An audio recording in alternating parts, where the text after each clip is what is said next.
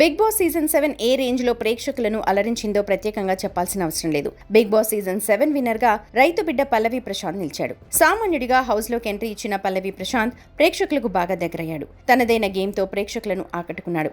మధ్యలో పక్క ట్రాక్ లోకి వెళ్లినా చివరిలో బాగా ఆడి విన్నర్ గా నిలిచాడు. అయితే తాను గెలుచుకున్న ప్రైజ్ మనీ 35 లక్షలతో రైతులకు సహాయం చేస్తానని ముందే చెప్పాడు ప్రశాంత్.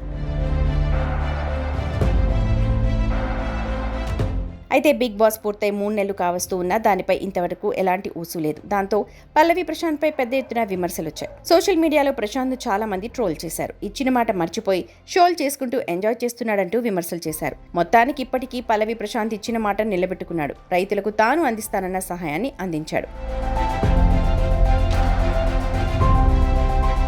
తాజాగా ప్రశాంత్ గజ్వేల్లోని కొల్లూరు గ్రామానికి చెందిన ఓ రైతు కుటుంబానికి సహాయం అందించాడు. తల్లిదండ్రులను పోగొట్టుకున్న 2 పిల్లల కోసం 1 లక్షతో పాటు ఏడాదికి సరిపడా బియ్యాన్ని అందజేశాడు పల్లవి ప్రశాంత్. ప్రశాంత్ తో పాటు సందీప్ మాస్టర్ 25,000 సహాయం అందించారు. దీంతో పల్లవి ప్రశాంత్ ని పొగుడుతూ సోషల్ మీడియాలో కమెంట్లు కనిపిస్తున్నాయి.